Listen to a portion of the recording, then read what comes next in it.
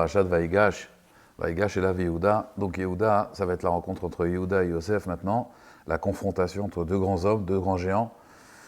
Et donc, une fois que Yosef va se révéler à ses frères, alors il va prendre Binyamin, et il a marqué Vaïpol al-Tsavaré Binyamin. Et il va littéralement tomber sur le cou de son frère, Vaïef, et il va pleurer. Ou Binyamin, et Binyamin, Bacha, il a pleuré al-Tsavarav sur son cou. Alors la Gemara dans Maseret Megillah d'Aftet Zayin, elle dit en réalité c'est quoi al-Tsavaré Binyamin sur ses coups? Normalement on aurait dû dire al-Tsavaro sur son cou. Al-Tsavar Binyamin. Mazé al-Tsavaré Binyamin. Combien il a de coups Binyamin? Et là la Gemara dans Tetzaïn, dans Maseret Megillah, elle dit qu'en fait, et Rashi ramène d'ailleurs l'explication, Rashi dit il a pleuré al-Shne Mikdashot sur deux Beth Amikdash qui vont être dans la part de Binyamin, Vesofan les Harev, et à la fin ils vont être détruits. Donc on voit que Yosef, à ce moment-là, il faut comprendre pourquoi, quand il embrasse Binyamin, il a un roi HaKodesh qui lui vient, et il voit les deux Beth Amikdash détruits. Et donc il va pleurer sur le cou de Binyamin, sur le cou droit et sur le cou gauche. Et ensuite, Binyamin, lui, à son tour, va pleurer sur le tsavar de Yosef. Pourquoi Rashi nous dit, c'est Agmara dans Maseret Megillah, c'est qu'il y aura le Mishkan Shiloh aussi qui va disparaître. Et le Mishkan, avant qu'on construise le Beth Amikdash, il y avait un Mishkan en Eretz Israël. On avait le Mishkan dans le désert, le Mishkan en Eretz Israël. Et il était dans la tribu, dans le Chelek de Yosef. Et donc, Binyamin aussi, il va pleurer sur ce Mishkan qui va être détruit dans le territoire donc, de Yosef. Alors, la question, c'est que, d'abord, pourquoi juste maintenant il va pleurer? Pourquoi juste maintenant, Akadosh Baruch Hu, il va donner un roi HaKodesh à Yosef et à Binyamin?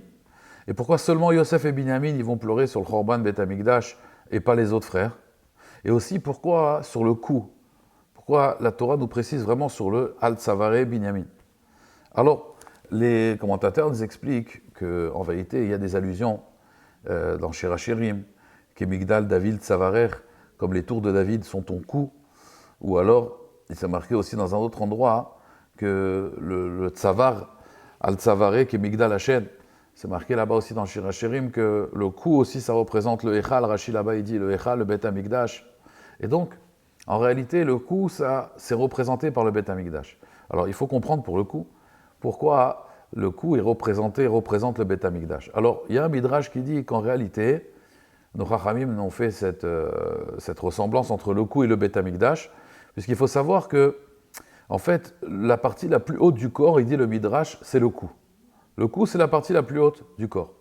Bon, on va bien comprendre que c'est faux, c'est la tête, la partie la plus haute du corps. Et là, il faut bien comprendre qu'il y a une séparation entre la tête et le corps. En fait, il y a le corps et la tête, comme il y a Shamaim va'aretz. Bereshit bara Elokim et Shamaim ve'et haaretz. Akadosh Baruch Hu, au commencement, il a créé Shamaim ve'et haaretz et la terre. Et donc, ce qui va lier, en fait, le cerveau du cœur, ça va être le cou. Comme il disait le Rav Israël Salanter, la distance qu'il y a entre l'esprit et le cœur, c'est la même distance qu'il y a entre Shamaim va'aretz, entre le ciel et la terre. Des fois, on pense des choses, mais est-ce qu'on va les mettre à pratique? Ça, c'est autre chose.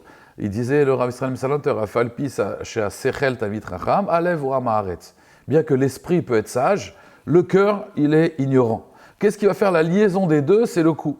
Et donc, le cou, en fait, il y a, si vous voulez, la tête qui va amener des informations au corps. Et donc, il faut avoir cette liaison-là. C'est-à-dire que, comme on était dans Hanouka, c'est le dernier jour de Hanouka, on sait que l'idée des Grecs, c'était, on peut penser des idées très fortes, mais se comporter comme un animal. Alors, le cou, c'est justement, en fait, ce qui va faire la liaison entre l'esprit et le corps. C'est pour cela que le Beth Amikdash, c'est ce qui faisait la liaison entre la terre et le ciel. Hashamaim shamim la Hashem, va'aretz natan livnei adam. Le ciel, c'est Hashem, et la terre, c'est pour les hommes. Et en réalité, c'est pour les hommes pour que ça redevienne Shamaim, pour qu'il y ait un lien entre les deux. Il y a un chibour, en fait, il y a un lien entre le ciel et la terre. Donc, l'idée ici, en réalité, le cou, vous savez que dans le cou, vous avez deux tuyaux, vous avez la trachée artère, ça c'est pour respirer, et vous avez l'œsophage. L'œsophage, c'est pour manger. Donc en fait, on va manger, ça va descendre, mais on va parler, on va prier, on va étudier, donc ça va remonter en fait. Et c'est le cou en fait qui va remonter les informations. Donc de la même façon, en fait, le but d'un homme, c'est d'être comme un mikdash, de faire le lien en fait entre les deux. Et donc, c'est Dafka Yosef et Binyamin. Et pourquoi Yosef et Binyamin? Parce que Yosef et Binyamin, c'est eux qui n'ont pas participé. Yosef, il a été victime de la faute des frères, et Binyamin n'a pas participé à cette vente. Donc c'est pour cela, une des raisons pour cela que Binyamin va en fait, le Beth Amikdash va être construit dans son domaine. Aussi, on sait que Binyamin ne s'est pas prosterné devant Esav puisqu'il était dans le ventre de sa mère. Donc il fallait vraiment un endroit neutre où la Shrina, elle pouvait résider. Et donc Dafka, précisément dans le territoire de Binyamin. Mais maintenant, il faut bien comprendre encore une fois. Donc on a ces deux tuyaux, on a l'œsophage, on va manger, on va faire descendre la nourriture, et on a un autre tuyau qui va justement faire monter quelque part la spiritualité. Et donc, c'est un peu ici l'idée que les deux, pourquoi maintenant ils ont roi HaKodesh? Parce que maintenant que la faute des frères, maintenant qu'il y a la hardoute entre eux, on sait que le Beth Amikdash a été détruit à cause de la sinat rinam, de la haine gratuite. Donc, Yosef et Binyamin, eux, au contraire, on voit que Yosef, au début de la paracha, dans Parashat Vayeshev, il y a marqué « Veunar et Bene Bila, et Bene Zilpa, Neshe Aviv ». On voit que lui, Yosef, au contraire, c'était le premier socialiste de l'histoire. Il allait avec ses frères, il leur disait « c'est pas parce que vous êtes les fils des servantes que vous êtes différents de nous ». Il y avait une différence, il y avait déjà des marloquettes. Et Yosef, justement, il voulait éviter cette dispute entre les frères. Donc Yosef, en fait, c'est celui qui va faire le chibour, le lien entre eux. D'ailleurs, d'après la Kabbalah, on sait que le Vav, en vérité, le Vav, c'est le Vav à chibour. On avait expliqué la dernière fois le 8, le 7, là on va expliquer un peu la notion du 6. Le 6, c'est le Vav à chibour, c'est un peu comme ce coup-là. Ce Vav, c'est le coup en fait qui va faire le chibour entre tout le monde. Yosef, d'ailleurs c'est la 6e sphira, c'est la Midat HaYesod. Après il y a la Malchut, c'est la royauté. Mais Yosef, il est au-dessus, c'est le Yesod. Et le Yesod, c'est la 6e des sphirotes. Et le Vav, et pourquoi d'ailleurs c'est la 6e? Parce qu'on avait dit Yosef, c'est la valeur numérique 156, c'est 6 fois 26. Donc lui, il a 6 fois le nom d'Hachem. Et donc c'est une yann de Vav à chibour en fait qui va... Le Vav à chibour, le Vav, la lettre Vav qui va... Chibour, c'est coller. C'est qui va coller, par exemple, vous avez un mot, Ve Amar, et il a dit, le Vav, c'est toujours le chibour. Et donc Yosef, il représente ce Vav à chibour, ce Vav, en fait, qui va coller, et qui va, en fait, l'idée, c'est de coller Shamaim Va'aretz. Comme on avait expliqué, Yosef, Vav à chibour, il se coiffait les cheveux. Ça veut dire que tout, en vérité, même des choses, le Maharal de Prague, il explique qu'il y a deux choses qui amènent l'impureté, c'est les ongles et les cheveux. C'est par là, d'ailleurs, qu'on fait des mauvais rêves. C'est qu'on a les cheveux longs et les ongles longs. Pourquoi? Parce que c'est des choses qui sont inutiles. Tout ce qui est inutile, il y a l'impureté qui se colle aux ongles et aux cheveux. Mais Yosef, lui, même quelque chose qui est inutile, il essayait de l'élever, parce que lui, c'est le Vav à chibour, ce qui va essayer d'élever justement tout ça. Et c'est pour cela, d'ailleurs, que dans la Ménorah, vous aviez 3 kanim d'un côté, 3 kanim de l'autre, et le 7, vous voyez, le Ner Haemtsaï, qui faisait monter en fait ces 6 jours. C'est les 6 jours de la semaine. On travaille chez Shet Yamim Ta'avod, on travaille pendant 6 jours. Pendant 6 jours, Akadosh Baruch Hu, il a créé le monde. Le 7e jour, il s'est reposé. Mais toute l'idée du Vav, c'est en fait de faire le lien entre le ciel et la terre. D'ailleurs, on sait que les Luchot, c'était Shishat Fachim sur Shishat Fachim. La hauteur et la largeur, c'était 6 sur 6. Et c'est pour ça d'ailleurs que la Torah orale, la Torah chez Béal Pé, c'est Shisha Sidre Mishnah. C'est les 6 darim de Mishnah. Il y a 6 Seder, 6 ordres entiers dans la Mishnah. Il y a 6 livres de Mishnah qui vont faire après les Shishim Masertot, les 60 Masertot du chasse. Donc, si vous voulez, c'est toujours l'idée du 6, du Chibour, en fait. C'est la Torah qui va, en fait, nous lier avec le divin. Donc, l'homme, dans ce monde, en fait, il doit se lier à ça. Le problème, c'est que s'il y a un manque d'ardoute, donc si on n'est plus lié, alors le Beth Amikdash se détruit, ça veut dire qu'on a cassé le lien qui est entre nous et Hachem. Tant qu'il n'y a pas la faute, donc la faute de Yosef n'est pas réparée, vous savez que Rivka lui avait dit à Yaakov, Alaï Kelelatra béni, sur moi ta malédiction, mon fils. Et en vérité, Alaï, c'est Esav. Esav, c'est celui qui veut nous tuer. Al-Khor Becha Tirye, c'est l'antisémite qui veut nous tuer. Lavan, Lamed, lui, c'est celui qui veut nous assimiler. Tes enfants, c'est mes enfants. Lavan, Bikesh, Lakor et Takol, il voulait nous assimiler. Et Yosef, en fait, c'est pas juste la peine de Yaakov. Yosef, c'est le manque d'ardoute. Ça veut dire qu'en fait, il y en a 3 ennemis. On a celui qui veut nous tuer, celui qui veut nous assimiler, et l'ennemi qui est à l'intérieur de nous, en fait. Et l'ennemi qui est à l'intérieur de nous, c'est en fait la vente de Yosef, c'est qu'on veut être différent, chacun veut être différent. Et c'est bien, au contraire, on n'est pas différent, on est complémentaires. Le problème, c'est que si la vente de Yosef, c'est en fait, il y a un manque d'ardoute. Donc s'il y a un manque d'ardoute, il y a un manque de cohésion dans le peuple juif, la ardoute, c'est être liés tous ensemble. S'il y a ce manque de cohésion dans le peuple juif, si on n'arrive pas à fédérer ensemble, alors ce qui se passe, c'est que ça va casser automatiquement le Vav Achibour, ça veut dire le Beth Amikdash. C'est pour cela qu'il n'y a que à ce moment-là qu'ils ont fait la paix. Alors ils ont pu voir le Beth Amikdash et ils l'ont vu aussi malheureusement se détruire. Pourquoi juste à ce moment-là qu'ils ont fait la paix avec leurs frères, alors maintenant ils peuvent voir cette chose-là, ils peuvent voir le Beth Amikdash et ce Beth Amikdash extraordinaire, ils arrivent à le voir. Pourquoi? Parce qu'ils sont béhardoutes, parce que Yosef, il a voulu faire la paix avec ses frères. Tout le stratagème de Yosef, c'était pas juste de faire souffrir ses frères, c'était en fait de les mettre dans la même situation. Si vous voulez, le Rambam, il explique que c'est quoi quelqu'un qui fait tchouva? C'est quelqu'un qui était dans la même action, dans les mêmes forces, dans la même situation, et il va faire tchouva. Alors là, c'est un peu pareil. Si vous voulez, Yosef, le stratagème de Yosef, c'était finalement de faire porter une accusation sur Binyamin. Binyamin, qu'est-ce qu'il a volé? Il a volé la coupole de Yosef. Mais la coupole avec laquelle Yosef prétendait qu'il voyait des choses, donc c'était son idolâtrie, son verre. Et donc, eux, ils se sont dit, tiens, pourquoi Binyamin a volé? Parce que Rachel aussi, elle a volé les téraphim de son père Lavan. Et pourquoi? Parce qu'elle voulait que Lavan fasse tchouva. Donc ils se sont dit, Binyamin, c'est la même chose. C'est un voleur, les Shem Shamaïm, comme sa mère. Le Midrash lui dit, ils lui ont dit, tu es un voleur, fils de voleuse. Et donc, en fait, ils ont voulu l'accuser, mais malgré tout, donc il a fauté, comme Yosef à l'époque avait fauté. Alors est-ce qu'on va le condamner, comme ils ont voulu séparer Yosef du Ham Israël? Est-ce qu'on va condamner Binyamin ou pas? Et finalement, ils ont compris que non, c'est notre frère, on va aller jusqu'au bout. Et jusqu'à qu'Yehuda a dit, voilà, nous on se sacrifie pour lui. On va être tes serviteurs, mais Binyamin, tu laisses repartir. Ah, on est prêt à se tuer pour notre frère, alors on a fait tchouva. Et là, à ce moment-là, qu'ils ont fait tchouva, et qu'il a dit, Ani Yosef, Aod Avichai, je suis Yosef, est-ce que mon père est encore vivant? Alors là, ils ont regretté, ils ont fait tchouva, pas rentrer énormément de midrashim dessus. Mais l'idée, c'est que maintenant qu'il y a la hardoute, alors maintenant, on peut être unis. Alors maintenant, il y a le Vav Achibour, ça veut dire qu'il y a cette unité, il y a le coup, en fait, il y a le Beth Amikdash qui peut revenir. Et donc là, à ce moment-là, ils voient justement maintenant qu'ils sont béhardoutes, alors ils peuvent avoir cette prophétie sur le Beth Amikdash. Et là, les deux vont pleurer. Les deux vont pleurer, et pas les autres, parce que quelque part, c'est les autres qui ont cassé, en fait, cette cohésion dans l'âme Israël. Si le peuple juif n'est pas lié ensemble, alors il ne peut pas y avoir ce coup-là, il ne peut pas y avoir ce Beth Amikdash. C'est pour cela qu'on dit que toute génération, en vérité, où le Beth Amikdash n'est pas reconstruit, et ben c'est comme si qu'il avait été détruit maintenant.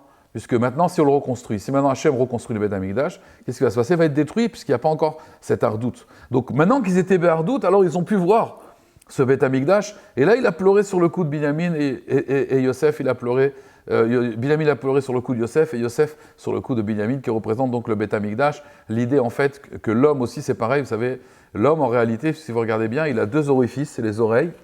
Il a deux orifices aussi, c'est les yeux. Il a deux orifices aussi, c'est les deux narines. Donc il y a 6 orifices plus la bouche qui va mettre l'information. On sait que l'homme en vérité c'est comme un mikdash, me'at. On sait que Aïn, l'œil, vous prenez Aïn c'est 70, plus 10 ça fait 80. 80 et Nun, Sophite, 80 et 50. Si vous regardez donc en valeur numérique Katan, ça fait 130. Et 130 en réalité c'est 13. Et en réalité, on a 2 yeux, donc 13 et 13, ça fait 26. Vous pouvez faire la même valeur numérique avec Ozen aussi. Ozen, vous avez le Aleph, le Zaïn et le Nun. Le Aleph et le Zaïn, ça fait 8, et le Nun, ça fait 50. Ça fait 58. Maintenant, 5 plus 8, ça fait 13. 13, vous avez 2 oreilles, 13 et 13, 26. C'est en Gematria Ktana. Et pourquoi en valeur numérique Ktana? Parce que l'homme, c'est un Mikdash, mais c'est un petit Beth Amikdash. Chaque homme, en fait, P, vous avez pareil la bouche, P c'est 80, et He, c'est 5, 85. 85, 8 plus 5, ça fait 13. Donc encore une fois, vous avez 2 lèvres, et donc ça fait 13 et 13, ça fait 26. L'homme est un petit Beth Amikdash, en fait. Et donc c'est pour ça que le coup, si vous voulez, l'idée du coup, c'est à chaque fois, c'est l'alimentation et la spiritualité. Vous avez les poumons et tout qui passe par la bouche. Il y a la spiritualité qui va monter par la trachée artère et par l'œsophage. Donc ça c'est le lien de chibour, de lien entre le ciel et la terre. Mais pour ça, il faut la hardoute. Parce que si quelqu'un, alors allez, nous-mêmes, dans son corps, il y a un manque d'hardoute, ça va mettre des maladies, donc ça casse tout ça. Donc, si vous voulez, c'est ça un peu l'idée. C'est que si on est fort comme Yosef et Binyamin, donc on a un coup qui est chazak. Le coup, c'est en fait l'idée qu'on est d'accord qu'il n'y a pas de dichotomie entre ce qu'on pense et ce qu'on fait. Alors on a le coup qui est chazak. C'est pour cela, d'ailleurs, regardez bien, dans l'histoire, il y a un midrash qui dit que Esav a voulu mordre Yaakov au cou. Et le midrash nous raconte qu'il y a eu un miracle, son cou à Yaakov, il est devenu marbre. Et donc Esav s'est cassé les dents. Et pourquoi il s'est cassé les dents? Parce que Yaakov, il avait le cou qui était fort. Bon, ça c'est l'idée du midrash. On a la même idée avec Moshe Rabbeinu. Moshe Rabbeinu, quand il s'est fait attraper, Pharaon, il a voulu, avec un sabre, il a voulu lui couper la tête. et il y a marqué que le cou de Moshe Rabbeinu est devenu marbre, il a cassé le sabre. Et en fait, pourquoi bon, alors c'est un midrash, c'est imagé, mais on peut expliquer le sens plus profond du midrash. C'est que son cou, il était fort à Yaakov. Yaakov, il était Eish Emet. Donc il n'y a pas de différence entre ce que je pense et ce que je fais. Il n'y a pas de contradiction. Donc du coup, l'épée, elle se casse, puisque le cou, il est chazak. Et Moshe Rabbeinu, c'est la même chose. C'est un homme Emet, il voit une injustice, il va tuer un Égyptien. Et il va aller jusqu'au bout de son idée. Alors on peut lui couper la tête, et l'épée va se casser, car son cou s'est transformé en marbre. Vous avez le contraire, par contre, vous avez Esav. Esav, qui est le descendant de tout ce monde occidental, c'est qu'on peut penser des grandes idées, on peut être un grand philosophe, mais dans les actions, c'est pas du tout ça, il y a une contradiction entre les deux. Et donc, quelque part, Esav, sa tête, elle a été coupée, et sa tête a été, dans Marat Marpella, on dit « Oh, kolakavod ». Non, en réalité, c'est pas un jvar sur Esav, c'est quelque part dire que Esav, ce qu'il pensait et ce qu'il vivait, c'était complètement différent. Et c'est pour ça que lui, on a pu lui couper la tête, et sa tête a roulé facilement. Pourquoi ? Parce qu'il n'y avait pas de contact, en fait, entre la tête et le corps. Donc ça, c'est un peu l'idée profonde que la tête de Esav a été coupée et que son cou, en fait, était faible. Nous, on est le peuple à la nuque raide, c'est vrai, mais si on arrive à être authentique, alors le cou peut être fort. Et ça, c'est l'idée du Beth Amikdash. Alors maintenant, pourquoi c'est seulement Yosef et Binyamin ? On avait expliqué, bien sûr, parce qu'eux, ils étaelle dans la hardoute, mais ils ont hérité ça de qui ? De leur mère. Leur mère, Rachel, Imenu, on sait quelle hardoute, elle a fait preuve avec sa sœur qui allait, un mari qui travaille 7 ans pour Rachel, et au bout de 7 ans, Rachel, elle est prête pour ne pas faire honte à sa sœur, de se cacher sous le lit et de répondre à la place de Léa et de lui donner le code. Rachel, elle a fait preuve d'une grandeur, d'une hardoute extraordinaire avec sa sœur. Donc, ses enfants, ça va être eux qui vont recréer cette hardoute. C'est pour ça que le Beth Amikdash va être reconstruit. C'est pour ça que Rachel Mevakal Banéa, on connaît ce fameux midrash qui dit que la Tid Lavoie, Kadosh Baruch Hu va s'énerver contre l'âme Israël parce qu'ils font la Vodazara, l'idolâtrie. Et Rachel va venir, elle va dire « Moi, j'ai pas eu honte.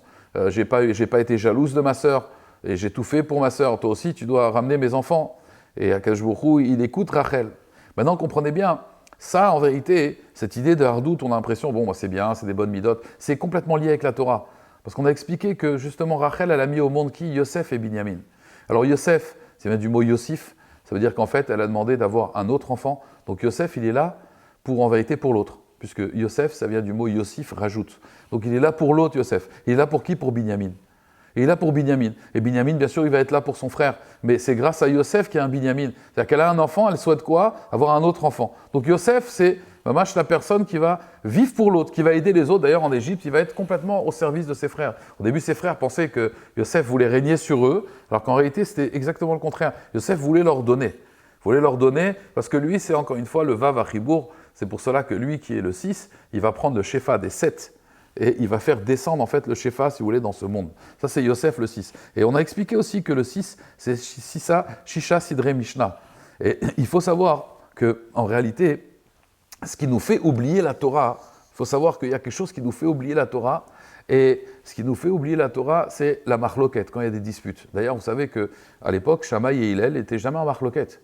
Très rarement. C'est quand la marloquette est venue, c'est la shikha, c'est l'oubli. Et donc l'oubli, c'est quoi ? C'est la shikha, c'est le chosher. L'oubli, quand on arrête d'étudier la Torah, vous savez, la Gemara dans Maseret Shabbat, Dafkouf Mem Zayin, elle ramène là-bas qu'il y avait un rav qui s'appelait Rabbi Eliezer. Rabbi Eliezer, c'était un grand Talmid Chacham. Et un jour, il avait besoin de se détendre, il est parti dans un endroit où il a eu du ta'anoug, là-bas, il a kiffé. Quand il est revenu, il a dit « Achodesh Azeh Yelachem ». Ça, c'est le passou qu'on doit dire. « Achodesh Azeh Yelachem ». Le mois, il sera pour vous. De là, on apprend que c'est les Chachamim qui fixent le mois. Et là, il leur a dit « Acheresh Ayalibam ». Il leur a dit « Acheresh Ayalibam ». Le sourd, il avait un cœur sourd, Ayalibam. Acheresh Ayalibam. Et si vous regardez les lettres qui manquent, c'est les lettres Resh Yudbet. Alors, il faut savoir qu'il y a eu une klipa, il y a eu une impureté, il dit le Harizal, qui s'appelle Resh Yudbet, le rib bancaire, le rib. Et Resh Yudbet, le rib, c'est ce qui nous fait oublier la Torah. Alors il faut savoir que c'est ça, au lieu de dire Achodesh Azeh Yelachem, il a dit Acheresh Ayalibam.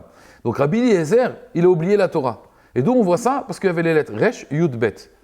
Et ces lettres Resh Yudbet, en vérité, il dit le Harizal, pourquoi un homme qui est érudit en Torah, à l'époque du chasse, même aujourd'hui, on l'appelle Rabbi. Pourquoi on l'appelle Rabbi ? On l'appelle Rabbi parce que justement, il a cassé la klipa de Resh Yudbet. Comme il a réussi à être cholette sur Resh Yudbet, il a réussi à casser cette klipa, cette impureté donc de Bitul Torah, Il a réussi maintenant à lui étudier tout le temps la Torah. Il a su dresser le cheval, la chaise. Vous savez que la chaise, c'est un rodéo. Il faut savoir étudier, s'asseoir. Marbe yeshiva, marbe chokma. Peu importe ce qu'on étudie, peu importe comment on étudie. Marbe yeshiva, marbe chokma. Celui qui s'assoit beaucoup, alors il arrivera à l'intelligence. Et celui qui arrive à s'asseoir, on l'appelle Rabbi, parce qu'il a cassé la klipa de Resh Yud Bet. C'est ça qui s'appelle Rabbi. Parce que la klipa du Bitul Torah, l'impureté du Bitul Torah, c'est Resh Yud Bet. Et donc, il faut savoir que y a Yosef, quand il va dire à son papa, tu sais papa, je me rappelle de toi, je suis de rester tzaddik en Égypte, il va lui envoyer les hagalotes, les carrosses, les hagalotes d'Égypte. Il lui a amené des hagalotes, des carrosses, des charrettes, pardon, pour amener son père, et amener des cadeaux et amener son père après en Égypte. Il a amené ces charrettes-là. Et Agala, en fait, pourquoi? Parce qu'ils avaient étudié le din de Egla Arufa. Alors, on voit que Yosef, il a gardé son limoud à Torah, puisqu'il s'est même rappelé ce qu'il avait étudié avec son père. Et pourquoi son père, il avait étudié ça avec Yosef? Parce que son père savait que Yosef allait être en danger. Vous savez, le din de Egla Arufa, c'est quand on trouve un mort entre deux villes. Et alors, là-bas, la Gemara, elle dit, si la tête, elle est dans un endroit et le corps, il est dans l'autre endroit. Vous savez, c'est un peu la même idée que Yosef, il a voulu lui dire, tu sais, je me rappelle de Egla Arufa. Non seulement parce que, tu vois, j'étais en danger, je me suis rappelé du Limoud Torah, mais aussi parce que, voilà, ma tête, elle a toujours suivi, mon corps, il a toujours suivi ma tête, et c'est pas la tête qui a suivi le corps. C'est tout le problème aujourd'hui. Pourquoi quelqu'un n'arrive pas à étudier la Torah? Parce que c'est son corps qui commande, c'est pas la tête. Donc Yosef, lui, il avait le cou qui était Hazak, puisque le cou, il représente le Vav, et donc il s'est rappelé du Limoud Torah. Et donc maintenant, regardez bien. En réalité, Rachel, Yosef et Binyamin, Rachetevot, Resh Yudbet. Resh Yudbet, en fait, Rachel, Yosef et Binyamin, ça fait Resh Yudbet. Pourquoi? Parce que si quelqu'un il est béardout avec le Ham Israël, alors il faut savoir que les Mefarshim, ils disent d'ailleurs, comment on fait pour accomplir les 613 mitzvot? C'est pas possible, parce que moi je suis pas Kohen, je peux pas faire Birkat Kohanim. Il y a des choses qu'on peut pas faire. Il n'y a qu'un Kohen qui peut faire. Mais si on est béardout, alors toutes les mitzvot, Kol Israël Arevim Zebazé, tous les juifs sont responsables l'un de l'autre, donc on arrive à se connecter avec tout le Ham Israël. Donc si vous voulez, il faut d'abord, la première étape, avoir Avat Israël. Et une fois qu'on a Avat Israël, on arrive à avoir cette connexion, alors à ce moment-là, on est connecté avec tout le Ham Israël, et à ce moment-là, on peut se connecter avec le divin. Et on ne peut pas faire une séparation entre les deux, c'est pas possible. Puisque, encore une fois, il faut être lié avec chacun pour qu'on puisse profiter de la Torah de chacun. Et donc Yosef, que lui, il a toujours été béardout avec ses frères. Il n'en a pas voulu à ses frères. Au contraire, lui, il avait de la peine de ce qui s'était passé. Donc Yosef, lui, il a pu se rappeler de son limoud à Torah, même dans des moments qui étaient très obscurs. C'est pour cela que Kimitzion Tete Torah Udvar Hashem Yerushalayim. Pourquoi la Torah, elle va sortir de Yerushalayim? Parce que Yerushalayim, ça symbolise la hardout du Ham Israël. Et donc, grâce à ça, la Torah, elle va sortir que de là-bas, que de Yerushalayim. Parce que là-bas, on est Beprinat Hardout. Bien sûr, ça, c'est quand le Beth Amikdash, il est reconstruit. Donc, l'idée ici puissante, c'est qu'en réalité, Besrout Avat Rinam, par le mérite de la Avat Rinam, alors on arrive justement à casser la klipa de Resh Yudbet. Et donc, c'est grâce au Shalom. Grâce au Shalom, on arrive à la Torah. Parce qu'il faut savoir que De'achia d'Arkenoa, Vekol Netivoté à Shalom. De'achia d'Arkenoam, les chemins de la Torah ils sont agréables, Vekol Netivoté à, et tous ces chemins sont Shalom. Et Shalom, c'est la même valeur numérique que Esav. Esav et Shalom, c'est la même valeur numérique. Pourquoi? Parce que Esav, c'est le Shalom de la klipa, de l'impureté. Et donc, si quelqu'un il est Béchalom, alors il peut réussir à comprendre la Torah, et ça, c'est Resh Yudbet, c'est Rachel, Yosef et Binyamin, qu'eux ont fait preuve d'ardou tout au long de l'histoire. Et c'est pour cela que Yosef, il représente la Torah, et Yosef, il dit à son père, papa, tu sais, je me rappelle du Limoud Torah qu'on a étudié ensemble, et c'était Egla Arufa, et l'idée de Egla Arufa, c'est un peu le même système. Ça veut dire qu'en vérité, il a expliqué à son père que la vie, c'est un galgal, ça tourne. La roue, ça tourne. C'est un galgal, ça tourne. Et en réalité, si vous regardez bien, la lettre qui tourne, en fait, si vous voulez, dans galgal, en fait, ça fait la roue qui tourne, elle est représentée par le samer.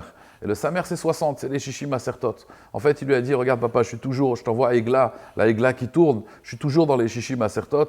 Et pourquoi? Parce que eux, ils avaient justement cette idée-là de garder toujours la Torah. Donc, si on est première raison, en fait, si on veut que le Beit Hamikdash il se reconstruit, d'accord? Alors il faut toujours être be'ardout.